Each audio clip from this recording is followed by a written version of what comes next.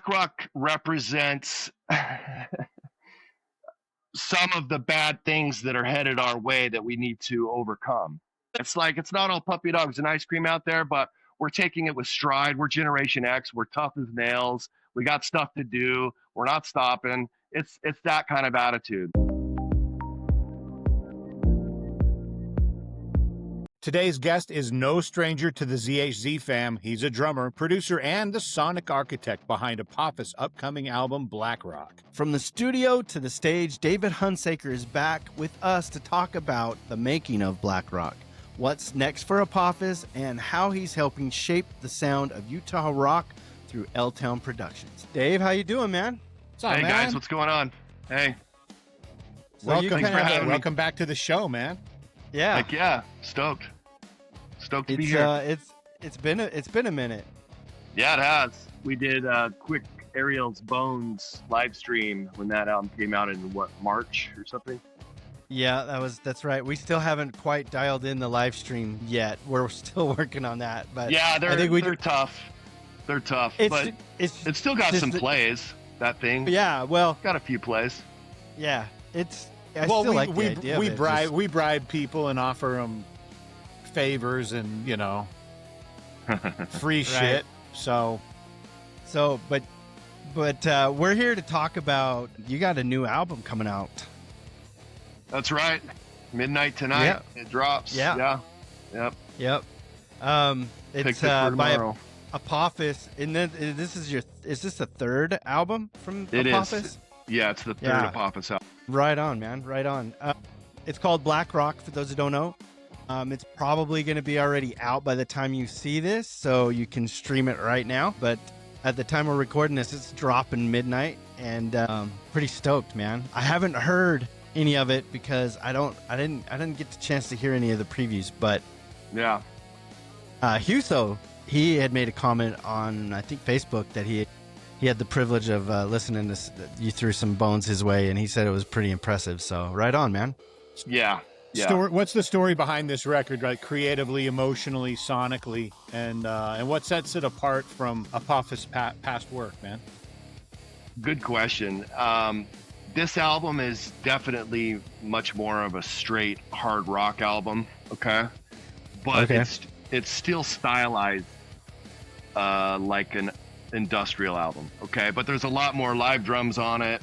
There's a lot more heavy guitar work. It's kind of just a progression of our sound, but then there's a couple, what you would expect, songs on there too, a couple industrial tracks on there too. But it's quite a bit more of a straightforward rock album. So it's like mostly alternative heavy rock with industrial elements to it.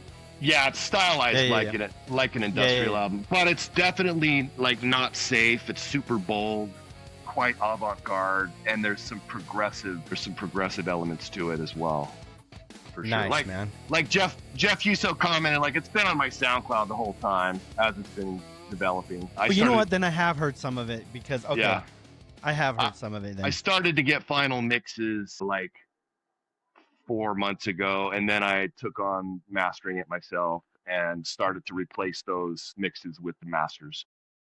Yeah, which is cool. One thing cool about SoundCloud, I think, with the Artist Pro account is you can swap out your demos as you progress. So like you can start with a demo, then you can progress to like the mixed down version. You can progress and then go from there to the mastered version, and it still keeps all of your counts. Totally. I think it's pretty grossly underutilized as a streaming platform. I think number one, it's got the best sounding compression out of all of them. And you can actually upload a WAV file, and it'll do its own middle out compression on its own. You don't have to change the file or nothing. It sounds really good, and other albums that you would look up sound great too. For me personally, I kind of it was like, I don't know, maybe 6 months ago or so, I started gravitating away as much as I can from Spotify because I'm just sick of Spotify. But the one thing I liked about SoundCloud is that there's fan interaction. It's not like like just a streaming platform, like Spotify or Apple Music or Deezer or whatever. It's more like a Facebook because you can actually comment, you can message, you can heart something. You can leave comments along the actual track itself, and that kind of engagement really spoke to me. When I talk about market testing, I use SoundCloud for market test. So when I throw it out to all my friends, I can see what songs are getting traction, what songs people like, what songs are being commented on, what songs are being liked and put into their own playlist. And so, like, overall, the Black Rock album market tested really well. Every album's always going to have one or two like pop out hits, you know what I mean? Songs that kind of take off and get like a lot more plays than others, and so that's what's and great that's about just it. it. You never know. Like what you feel like is your baby or your favorite song might not be what resonates with everyone else, and so But then it's you're great like, for market testing. Is my point? Is it's sure, great to see what's going on. yeah. And all my friends that listen to it love it. Like they're impressed by it, and that makes me feel happy. You know, it makes me feel good about it. Well, yeah, I think that's kind of where that's the affirmation, right, of what we're doing. So, Absolutely. what kind of what collaborations like? So I know you've got your hands in all kinds of different stuff, but when it comes to Apophis, what collabs like? What other musicians that do you inquire within? Is it just a solo, like a straight solo deal that you do, or do you inquire other musicians?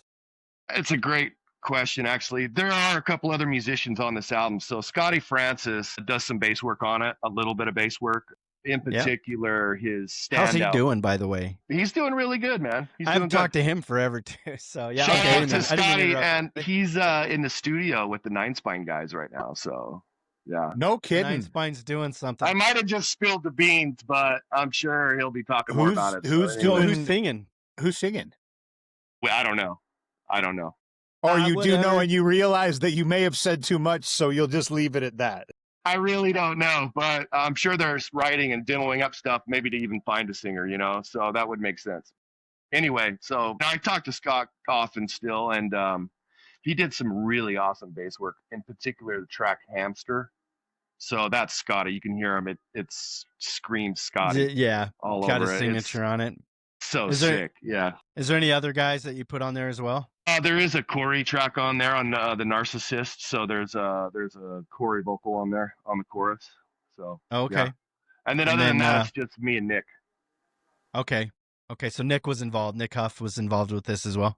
Yeah, Nick's the primary songwriter, but I did start to write more for this album on this album, and so it was a combination of both of us. But these songs were a slow burn from a year ago. We just kept cooking it. We just kept developing it, sent them back to me.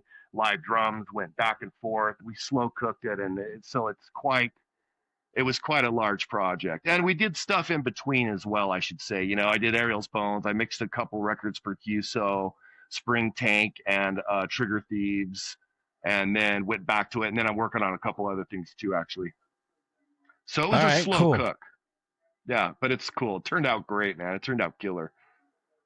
But I'm of the mind that my next album is my next project is going to be my next best album. You know what I mean? I'm already on the next Apophis album actually too, which is going to be really good.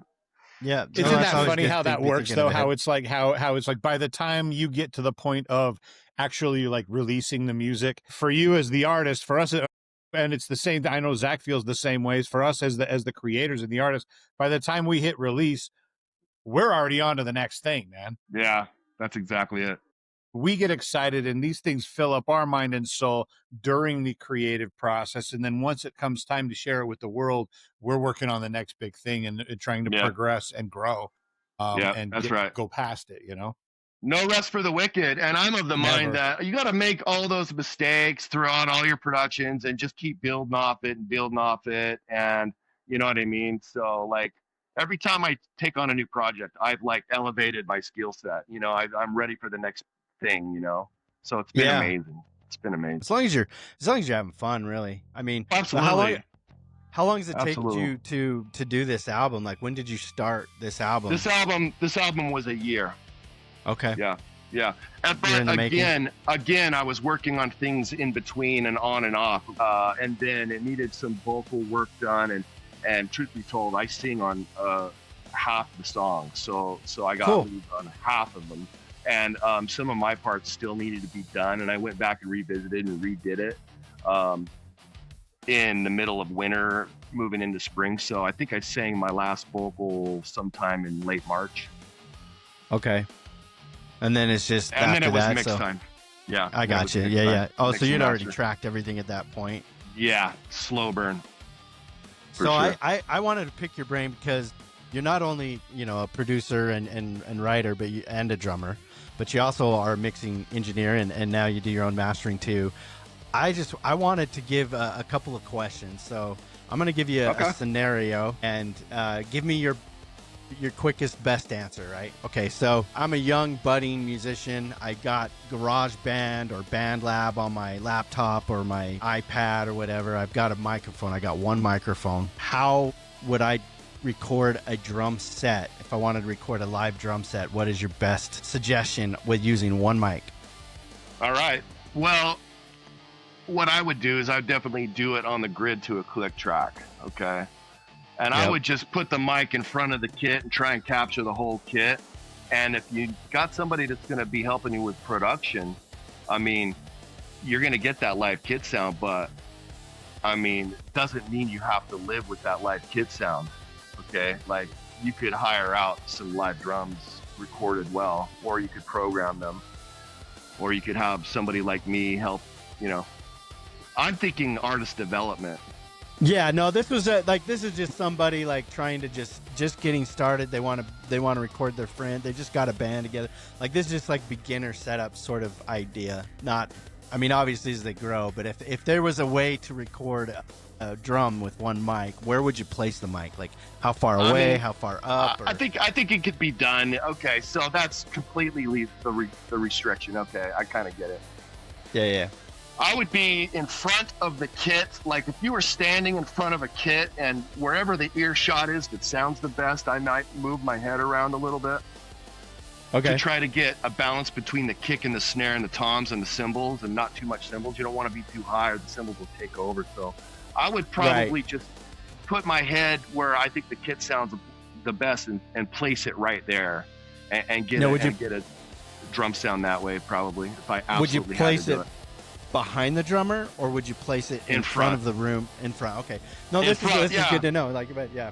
And then, well, because your toms and your kick are firing forward, so definitely it's going to be in front of the kit to get the best sound. And you're going to have to move your head to see the balance, you know, between kick and snare and toms. And I would just find that spot, and I would just probably go for it, I guess. Right.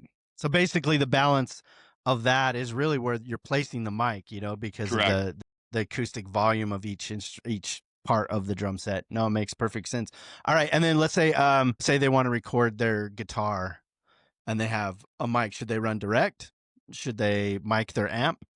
I'm of the mind that I like to mic amps, but if you were to talk to Jeff Hughes, so he does most of his stuff direct and through his IRs. Okay. Yeah, virtual synth or virtual impulse amp responses, if you will. Yeah. Okay.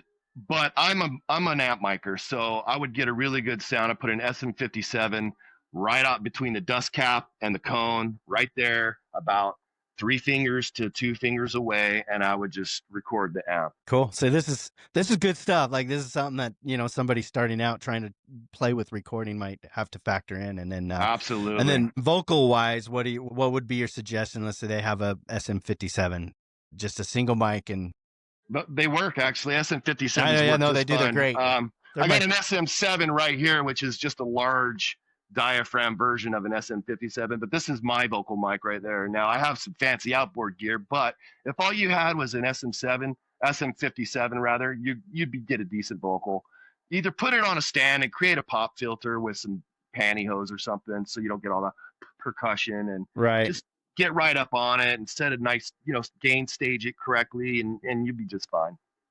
So, and real quick, what's the ideal spot for gain staging? Let's say somebody has got their little interface, two channel PreSonus interface or whatever, and they're trying to gain stage. What would be your suggestion on the good level? Well, ultimately, good gain staging is you want to go in with about -8 dB of headroom to -4 dB of headroom, somewhere in there. Well, cool. Thank you. Yeah. I've always wanted to like just kind of throw those like rapid fire questions at you about doing some mixing stuff. But you also I love it. Yeah. You And know. you're also an engineer for hire, is that right? So Yeah. you Yeah. would I do mean, as soon as I got good enough to take on actual clients, I started saying no because my pet projects started to get so okay. intense. But yeah, I mean, I mixed for clients. So Jeff Uso and I did talk about me mixing Cult Machine, and what that turned into. I'm gonna set the record straight for all y'all. Shout out to Jeff Uso. That Word. turned into a 3-day consultation. I taught him how to mix in the SSL virtual console technique with floating buses. Okay. So that's what happened. That's why, remember when he's like, well, I bounced it off Dave, and he's like, whoa, whoa, whoa, whoa, whoa. Okay. That's what happened. Yeah. But I said, Jeff, if you give me a few conversations on the phone, I will teach you what I'm doing. I will teach you how to do an SSL virtual console mix, and I'll teach you about floating buses. And that's what we did. And he mixed it himself, and it turned out killer. Yeah, it turned out great. So he was just talking about getting. It was teach a man to fish for a man and feed him for a day, or teach a man to fish and feed him for a lifetime. That's what it boiled down to. And I figured I was doing him a favor by teaching him how to do that. So absolutely. That's how that went down. Where can people find your obviously it comes out tomorrow as of the time that we're recording, but by the time people watch this, it'll be out for a few days. This is probably going to be the first part of November that this comes out. Where can they find it? Like, well, I mean, if you search any of the streaming platforms for Apophis BlackRock, it'll come up. But on my Facebook page, David R. Hunsaker, under the event, there's a Here Now link.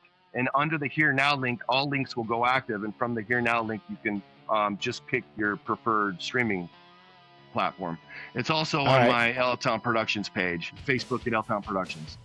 Oh, okay. Same link. And then it's on my SoundCloud already. So if you want to sneak peek it's on my SoundCloud, David-H at SoundCloud.com, something like that. I'm not even sure what it is. Obviously, you're going to be on all the major streaming platforms. Yeah. But you like to really engage in SoundCloud. So that's where someone could go and kind of connect with you on that musical side of it. You know, obviously most of us are on Facebook and Instagram and stuff, but that's kind of like your us men of a certain age. You're on Facebook, right? Yeah. Well, so. Zach and Matt, if you'll indulge me for a second, here's the importance of SoundCloud to me. I've actually woven it into my process. I'm not a fast mixer. The songs develop slowly. So part of my process is to listen to where I'm at on the morning of every commute on my way to work and on the way home, and I build a game plan of what needs to be done. I'm living with the music. I'm living with the mixes. I'm living with the songs. They're developing. I'm figuring out the mixes, the puzzles of each mix. And so when I get home, I know what to do. When I can get into the studio, I already have a game plan. So it's actually part of my process. Gotcha. How many times would you say that you re-upload a new version of a song on SoundCloud prior to It depends on the song, but it's a lot. It's a lot. Yeah. I'm updating them constantly because maybe it's a small tweak, but maybe I got a vocal part, but maybe I got some part, but it's all the time. It's constant. So like it's your not initial done upload until it's done. It's not done until it's done.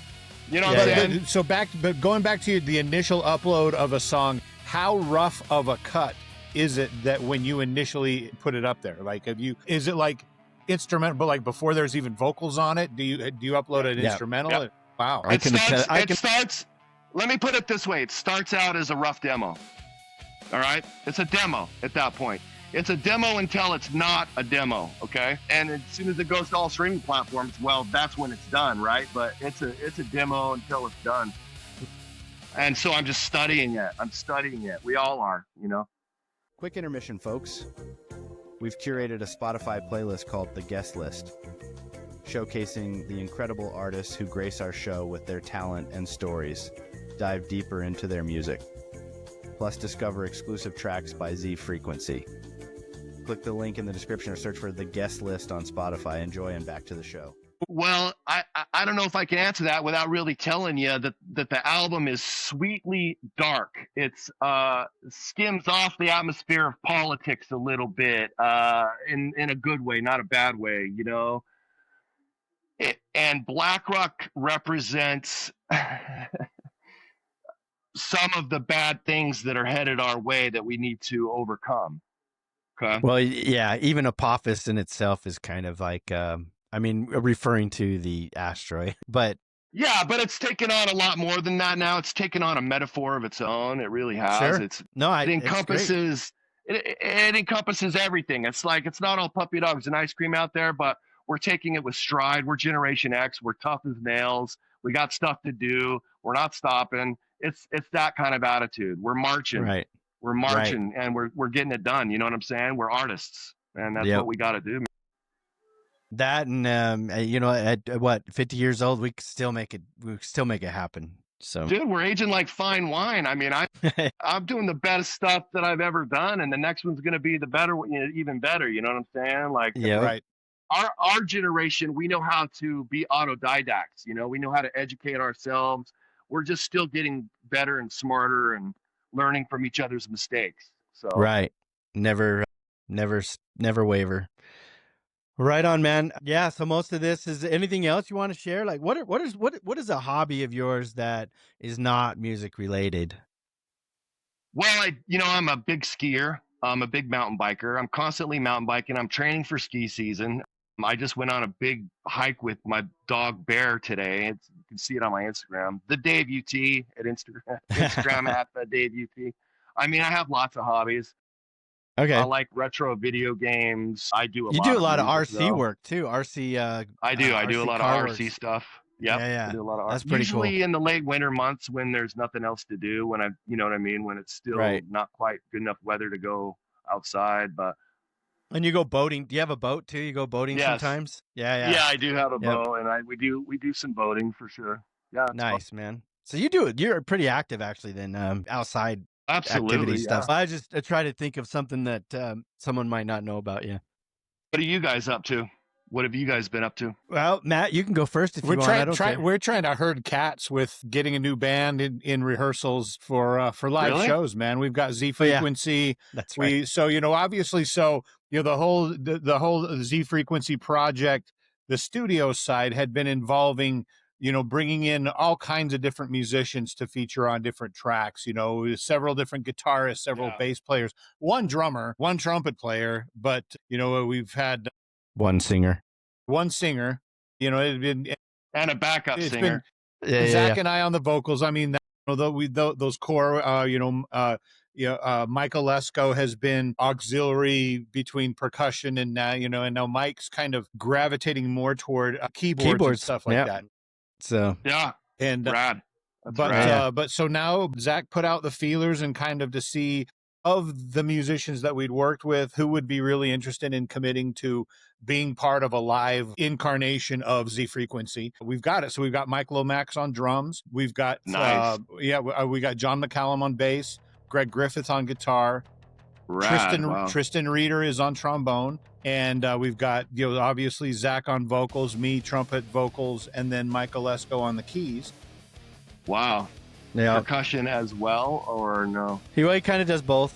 Okay, sure. But Mike had some carpal tunnel work done not too long ago, and so just to spare Mike and kind of increase his longevity and his ability to keep on going, he's branching out into other things to still be involved, and it's a really cool thing. We've got we've got a set of Z Frequency tunes that we've got that we're in rehearsals to put together for a live set. We've got a couple of cover tunes that we've identified that we're gonna kind of Z frequencize and kind of put our own spin on it as much as we can, and as much as appropriate depending on the song. For example, one of the songs that we're looking at throwing a cover down of is Ghost Town by the Specials, and I don't think that we need to change that one bit. I think that's kind of one of those songs where the truer to the original you can go, I think it's the better, in my opinion. Whereas we're gonna but we'll see what happens, man. We'll put it in the blender and see what comes out. Interesting. Rehearsals have been slow going because we are in the meat and potatoes of football season, and so several Saturdays throughout the fall, I am day drinking in a parking lot with the Shasta Crew tailgate. Shout out Shasta Crew! Yeah. And so doing that, and Tristan, our trombone player, is the band teacher at Fremont High School, and so through the fall, he's all up to his eyeballs in marching band. And so, but once the fall, the marching band and football seasons kind of tie themselves up, we'll have a lot more flexibility to get together and it's still, it's a challenge. It's a big band, and we're all got our careers, and most of us have families and extracurricular commitments that make it interesting. But we're hoping after the first of the year to get out there and start playing some live shows. All right. I'm aching to get back on stage, man, because it's that's something that if it's in your veins and in your soul, a dog will hunt, man. You gotta be out there shaking it on stage. We'll get there. Let's see it. I'd like to check it out. I mean, that kind of puts us, what we're doing, and then obviously podcasting a little bit. Yeah, we've taken a little bit of a break. We haven't had an episode. We talked to Jeff a while back, Huso. Yep, that was a good episode. Yeah, I like, this is really fun because now we're starting to cycle back through, guests that we talked to in the first very infancy of the podcast, and it's so cool to kind of catch up. And so, because we've already established the foundation of why you do what you do, and now we can kind of branch out into what you're doing now, what's coming next. Yeah, and absolutely. It's cool to catch up and see, because you'll talk to something that's just an idea, or maybe it hasn't even been born as an idea yet on one episode, has become this fully fleshed out album that's being released. And I was referencing Jeff's episode earlier. Right. Zach knows. Right. And Jeff's been a huge inspiration to me, actually. He sort of helped me just have the attitude of throwing caution to the wind and just kind of going for it. That's why I'm singing a lot more. There's a lot more of my own guitar work on stuff. I'm writing more. I'm just hugely inspired by that, and I just love it. It sounds good, though, Dave. I mean, it sounds awesome, man. Like, keep whatever you're doing, keep doing it, because it sounds great, man. Yeah, thanks, man. I dig it. Definitely. Well, like I said, this album is not safe. It's bold, and I hope people check it out, because I think if you check it out, you got to check it out first, right? Right. But there's something on there for everyone, and with the opening track, it's very striking. It's gonna grab you, and it'll hold you. Right. It's not, you can't ignore it. It's not passive music, as Jeff put it. It's very bold. We are going to also feature Apophis's Black Rock, a couple of tracks on our Spotify guest list called the guest list. That'd be great. So if you're not sure, just head over there and you can sample it. Absolutely. What it just made me think when you mentioned that, when you said the first track is not safe, it's very bold. It just kind of made me think that, and also combining with mentioning, we're all 50 on up now, and we've been doing this a long time, and just the evolution of going from trying to produce and create a product that people will want to listen to creating a product that we want to create. And if people want to like to listen to it, that's a bonus, and people like it. Cool. But ultimately, you kind of make this shift from trying to come out with a sound that other people want to hear to the sound that you want to create. No, of course. Yeah. No, there's always that element, but I don't listen to stuff that everyone listens to. I don't listen to mainstream pop. I'm still hunting down those avant-garde weird albums, but you've got Crosses and Pussifer and the new Tool album, and the Avenged Sevenfold album, the new Filter album. Our music is a product of what we listen to. Sure. And it's always going to be like that with whoever. That's all subjective, for sure. It's all subjective. You're going to use your influences. But when I say it's bold, I mean that it has sensibilities to it for sure, but it's not safe. It's definitely bold. Yeah.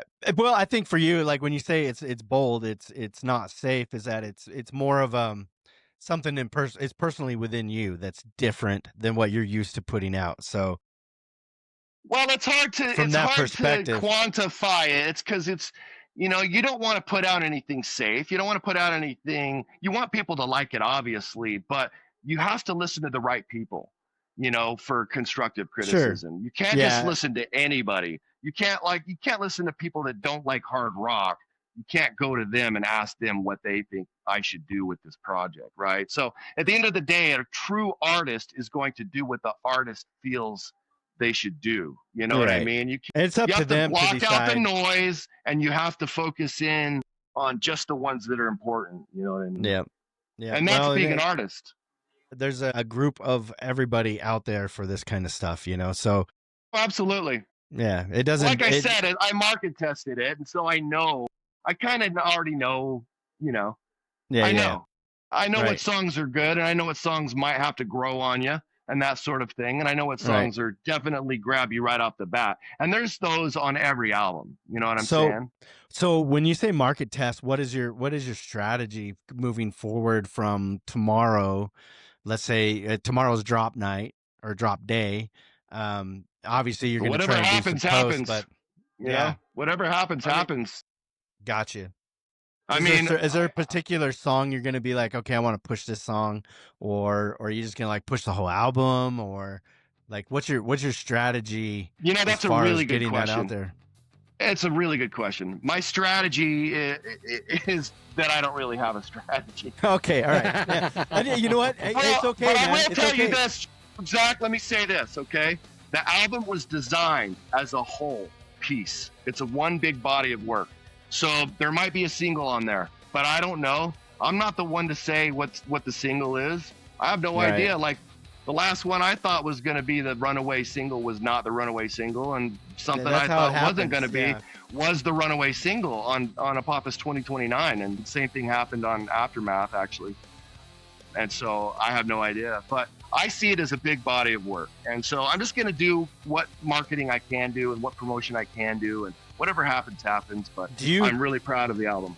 Do you sell? Are you on Bandcamp at all, or you're going to sell any physical media that people can get a grab onto, or is there any other? No. Maybe later, but no. That is not in the near future. Gotcha. That's not a part of this project, or at least planned in. Baked into this project. No. I got you. So I just hope they check it out, because if they check it out, they're gonna hear something they like. It's a little bit avant-garde, and it's bold, and it's darkly beautiful, and it's not for everyone, but some people like hard rock still. It may be absolutely. It's my job to keep it alive. Yeah. It's my job to keep it alive, so I gotta. Well, I know you got a fan. I know you got a fan in Jeff Huso. So. He's one of my market testing ears. And whatever he says, I believe him, because he's one of those guys that you do want to listen to. You know what I'm saying? Well, he's also one of those guys that's not going to sugarcoat it. If he thinks something, for sure, isn't quite up to par, he's going to call you on it. He's going to tell you. And he doesn't like everything I do. There's certain things where he's like, "Oh, that guitar tone's whack. What are you doing?" Yeah. I need to figure out, you're not playing on it for me, so I need help here. What do I do? Yeah. No, but that's all right. We've bounced ideas off each other for a long time now. Yep. Yeah, we definitely bounced stuff off each other. Same here. Like, yeah, absolutely. You can't just listen to everyone, because some of it's just going to be noise. You know what I'm saying? Yeah. Well, yeah, and you can't take every critique personally either. You know what I mean? Yeah. If you were writing for somebody else, that's not art. Okay, if you're writing for the masses or writing for someone else to appease someone else, that's not art. Art is got to come from within. It's got to have soul. You know what I'm saying? It's got to be from your soul. So that's true art, in my opinion. Yeah. And I know a lot of guys that will agree with me on that, because I didn't make that up. I got that from some of my predecessors. Don't sell out. Don't be a sellout sort of mentality. But yeah, like that's the thing. Like, maybe. I mean, I want all of us to be successful, for sure. I mean, we should be successful at it. But when it comes to art, I'm of the mind of, Andy Warhol said something. He goes, make your art, put it out. While people are deciding whether they like it or not, go make some more art. Yeah, that's it right there. That's my mentality on that. Gotcha. Well, man, I hope you nothing but success on this release, and hope it goes well. Thanks for letting me we'll ramble be sure to, for a minute. Yeah, no worries, man. That's the whole point of this shit. Yeah, and we'll go. We wanted a platform where we could where we could talk shop with our friends and make new friends. I love talking music. I love talking. I'm glad you guys are doing this, man. Let artists talk about their craft, man. And and this is one of the most important podcasts for independent artists. Period, hands down. So I hope you guys get the reach and keep doing what you're doing, because this is important to me. And I watch every episode. You know that. I comment on all of them. Yep. So we appreciate you, man. I appreciate it. Yeah, absolutely. It's actually slowed down quite a bit. I think part of it is I was focusing on getting Z Frequency live set together, and it's still a big focus of mine. And we've got some music coming out, and then I don't know, a few months from now.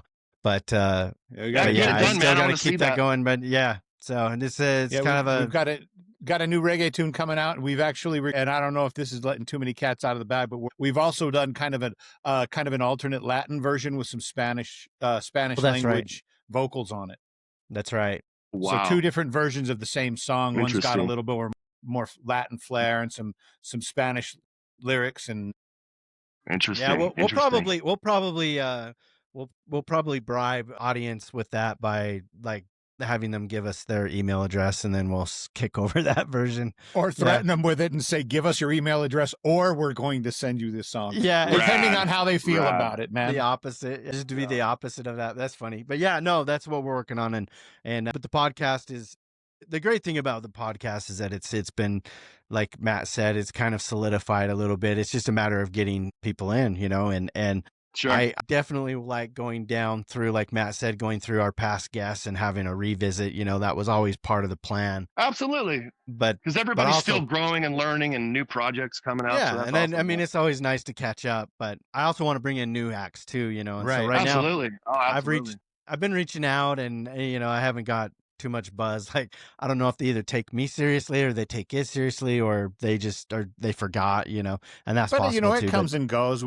Yeah, it does. I think that and we've only got so much energy to devote to the things in our lives, and that's true. Yeah. And the podcast was a lot busier when we weren't. Stay on. Absolutely. Yeah. And but kind of dividing it up, putting out new music, getting some live stuff together. But I think that as far as our shows go, I it's my hope that we can reach indie artists of all levels, so that we can talk to people who are, we've talked to people that are way past where we are as far as an artist career, and get advice from them. Some of them were able to dole out some advice, but I think in any case, having a place where independent artists can come and see their peers talk about the craft and the challenges, and they can say, oh yeah, I've been there before. I've had that headache. Or, hey, I hadn't thought about that. I'm going to try that. Yeah. Like, my hope is that somebody after watching this episode decides, fuck it, I'm going to try to record a drum kit with one mic. There you go. Or just that's where it starts, man. Do it with one mic. That's where it starts. The young artists I talk to, you know what I mean? And I've been in the academy for almost 6 years now, and I still interact with all those guys and the new guys that come in, and all I tell them is, dude, just start making music. Just make art. Push that's record. Where it starts. You can't worry about it. You can't worry about if people like it. You have to just make the art, and that songwriting muscle will strengthen. That songwriting muscle will get better and better and better, but you have to just do it to get there. Yep. It doesn't fall in your lap. Yep. You got to just keep working. Get the reps in. So Joni Mitchell said in an interview, she writes 100 songs, and then that's how she gets the 10 gems that go on the album. So she's constant. She was constantly writing. And that's how you got to do it. That's how me and Nick did it. Nick sat down and wrote 60 songs for the first 3 Apophis albums and the first 2 Freak Breed albums. But there was we sifted through 60 plus songs, Mm-hmm. Yep. So you just have to just write, and it just gets better and better. All right, man. Well, good advice. Once again, it's Apophis Black Rock just dropped, streaming everywhere. You'll see we'll put a post on that on our Facebook. Yeah, I hope you do. Group, and yeah, we'll let everybody know. And what were the songs you wanted to put on that? There's going to be another Apophis album behind that in about 6 months, and I'm working on something else super special that I can't announce yet, but I can tell you that Aaron Vaughn. Yeah, Vaughn. Okay. Aaron Vaughn's doing bass work for me on that, so that's going to be really cool. Yep. Really cool. Cool. I saw on Facebook you had Chris Cogsdale. Was it Chris Cogsdale in the studio? Yep. How's he doing, I had man? Chris Cogsdale over here. He's doing really good, man. That was awesome. Yeah, to hang out with Chris, and he was helping me engineer some bass sounds because I just needed some help dialing in and out. And is he still doing stuff with music, or is he just kind of like? Yeah. Yes. Okay. Yes. He took a big break. He took a big break as well, but he got back into it, and nice. So, he's a mountain biker, so yeah. So me and him used to mountain bike a lot together, and I was trying to get him to lock him down for a mountain bike this fall. You know, we're starting to get cold out there, but there's time. But then he came over, so it was a lot of fun. Cool. Right on. Hang out. Shout out to Chris and Jeff and What's Brad up, Chris? and all our friends. Oh yeah, and Brad. everyone. Absolutely, man. Corey and Trevor. All these. Oh yeah, Noakes from across the pond. Yep. Absolutely, man. We're gonna have him back on soon too. But yeah. All right. Well, Dave, thanks for wearing the hat, dude. Thanks for the support. Of course, man. Hell yeah, Support. Dude. Yeah. Represent, baby. Thanks, you guys. I appreciate it. I appreciate this a lot. So. All right, thanks. man. We'll talk soon, man. See you next time, Matt. Yep. All right. Take care. Sounds good. All right. That was Dave Hunsaker of Apophis. Black Rock dropped October 29th and is already making waves in the alt-rock scene. Big thanks to Dave for coming back on the show and sharing the behind the scenes of L-Town Productions and the making of Black Rock. If you haven't already, check out our latest episode where we sat down with Jeff Huso to talk about Cult Machine's release and how he's reshaping synthwave with cinematic flair. Hit subscribe. Oh my God, dude. All right. 3, 2, 1. And if you haven't already, check out our latest episode where we sat down with Jeff Huso and talked about all of his cool shit.